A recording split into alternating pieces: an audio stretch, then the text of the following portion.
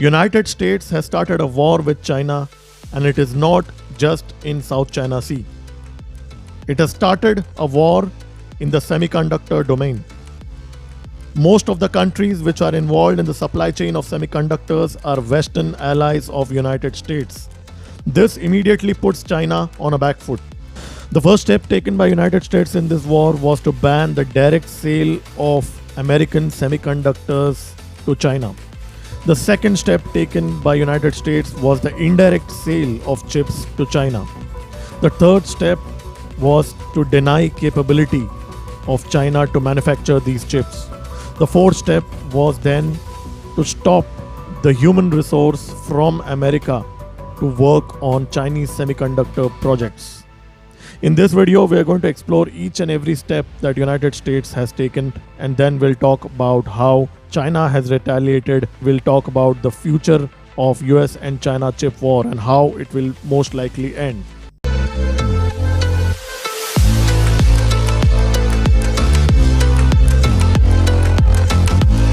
So United States stopped direct sale of chips from American companies to Chinese companies. The first Chinese company to get impacted was ZTE. ZTE was accused of trading with Iran and North Korea, which were earlier sanctioned by United States. Hence, ZTE was banned from purchasing semiconductors from American companies. Huawei was the second company that America targeted. United States banned Huawei from selling in America to telecommunication companies. Simultaneously, America also banned Huawei from purchasing American semiconductor. Many other Chinese companies have been kept under Commerce Department's entity list, which is de facto blacklist of United States. In fact, during that time, Chinese companies were blacklisted and kept into the entity list due to their alleged human rights violation in Xinjiang province with Uyghurs. Can you imagine? Chip manufacturing and human rights. Well, America can do anything. But initially, the Huawei ban turned out to be unsuccessful because Huawei was still able to purchase semiconductors from entities which are manufacturing chips outside of United States, that is South Korea and Taiwan. In fact, few American companies were also granted licenses to sell low-end chips to China. After seeing Chinese companies circumnavigate these sanctions, United States then put these companies under FDPR, which is Foreign Direct Product Rule. It was initially started in 1959. It basically means that if a product is made using American technology, and if that product is under sanctions, then America can stop that product from being sold in the territory outside of United States. This act changed everything. This means that Chinese companies are no longer able to circumnavigate the direct ban which United States did to ZTE and Huawei. Other companies in Taiwan, South Korea and Netherlands can no longer supply these advanced chips to China because they are using technology gained from United States. This was the second step of United States in this war with China. That is to ban indirect sales of semiconductor chips from American companies to China. FDPR rules ensured that Chinese companies can no longer exploit the ban and its loophole. In fact, US regulators also used FDPR rules on Russia and Belarus after the Russian invasion in Ukraine. You see, these restrictions gave a big blow to Huawei and other companies to a lesser extent. But China was still able to manufacture cutting-edge chips through its own indigenous companies. So United States had to do something about this. United States had to ensure that China is not able to produce its own chips within its own territories. So what did US do? US targeted the semiconductor manufacturing equipments, that is SME. So this was the third step taken by United States, which was capability denial. You see, SMEs are used to fabricate chips, and the components to manufacture SMEs are very complex. In 2018, United States lobbied in Netherlands with the Dutch company and ensured that it did not sell critical technology which is required to manufacture SMEs, which is an essential tool to manufacture SMEs. Restrictions on SMEs have proved to be effective because it takes years, if not months, to get some of the components which are required to make these SMEs. SMEs are produced by a handful companies, and most of them are all US allies. So this gave US a certain advantage over China. This ensured that the leading SME companies could not offer servicing to the fabs located within China. You see, the fabricators require regular servicing, sometimes almost every few months. And now, these foreign SMEs were unable to give servicing to Chinese fabricators. This was a major blow to China. To further tighten the screws on China, United States took one more step. It basically banned US citizens or residents in United States to take up jobs in Chinese companies which required manufacturing of either semiconductors or components which are required to manufacture semiconductors. This meant that thousands of employees, primarily US citizens, had to resign and leave their jobs where they were working for these Chinese firms. You see, American expertise was one of the main reasons why semiconductors were being manufactured in China. A lot of Chinese technology within the semiconductor domain has been acquired from United States and its allies. Chinese firms regularly hire people from Taiwan, South Korea, United States, and many other Western countries. They import technological know-how, and the fourth step that United States took directly attacked this. So this was a four-pronged attack by United States on China in this chip war. The market share of Chinese companies in the supply chain of semiconductors in the world is minuscule. It is highly dominated by Taiwanese manufacturers and manufacturers from South Korea, Japan, United States, and many other countries. Hence, it is going to be extremely difficult for China to circumnavigate this and establish a semiconductor ecosystem within China in a very short span of time, especially considering the restrictions that United States has placed on the semiconductor manufacturing equipment, which kind of targets the manufacturing capability of China. So how could China not retaliate? Chinese government banned US company Micron. Micron is a supplier of advanced level chips to China. China's cyberspace regulator said in a statement, I quote, that Micron had failed its network security review and that it would block operators of key infrastructure from buying from the company. The review found that Micron's product have serious network security risks which pose significant security risks to China's critical information infrastructure supply chain, affecting China's national security.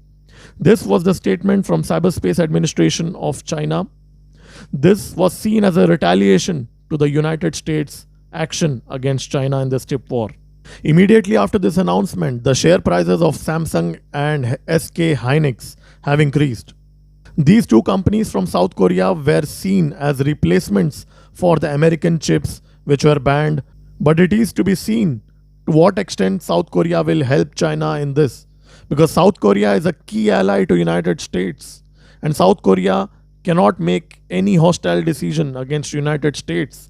With US troops on ground in South Korea, with THAAD missile defense system deployed in South Korea has a very difficult choice to make, whether it wants to supply China with semiconductors or risk losing business, which is a major contributor to South Korea economy, which has been in deficit for the last 2 years.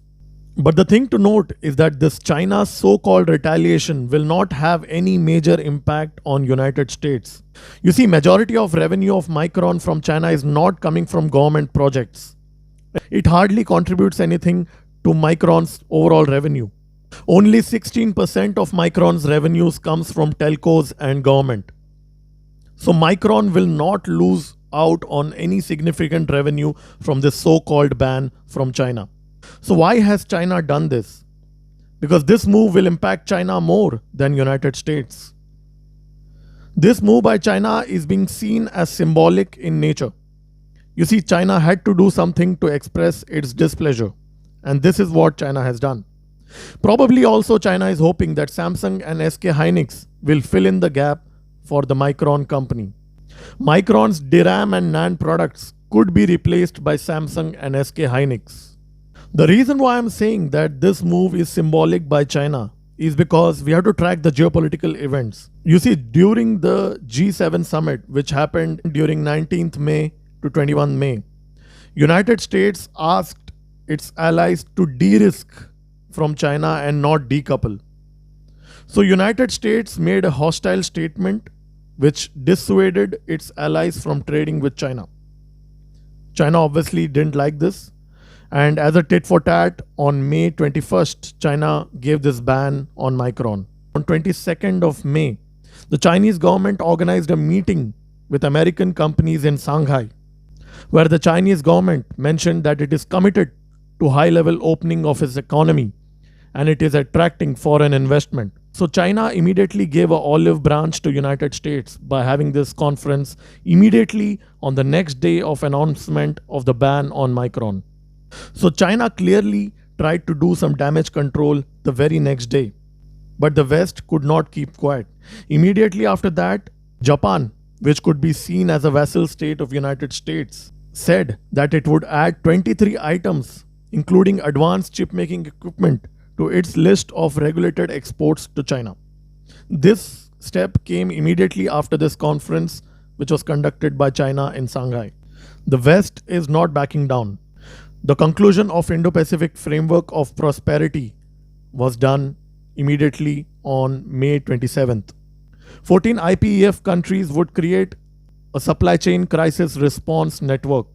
So clearly, United States is anticipating tensions in Taiwan Straits. Hence, it is preparing by creating this alternative supply chain with Pacific nations.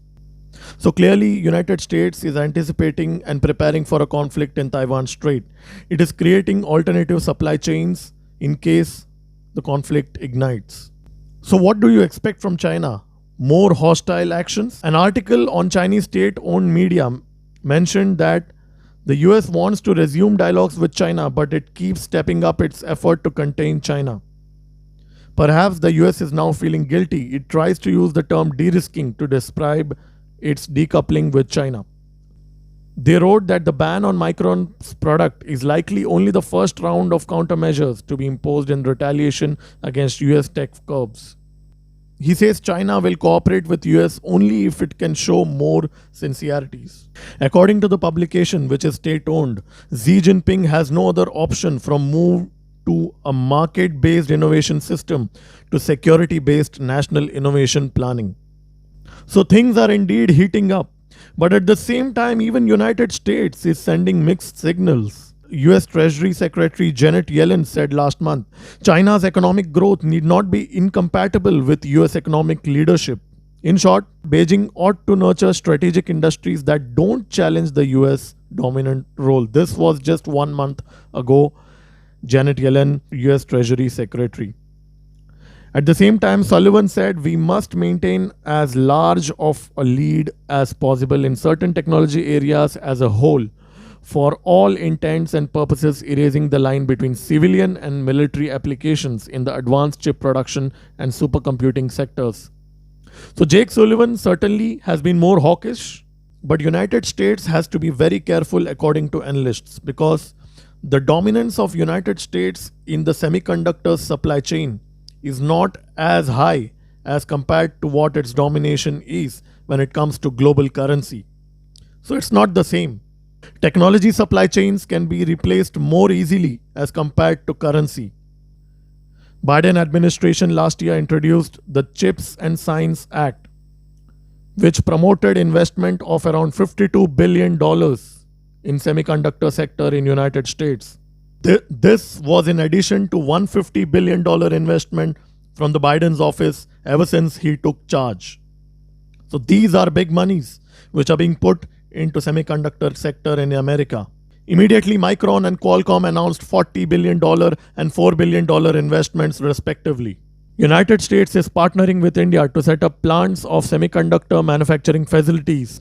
China will be watching this very closely, especially since China has been locked with a conflict with India for the last 3 years after the Chinese belligerence at the border.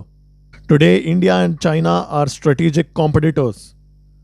It is to be seen how China reacts to India getting the benefit of this chip war.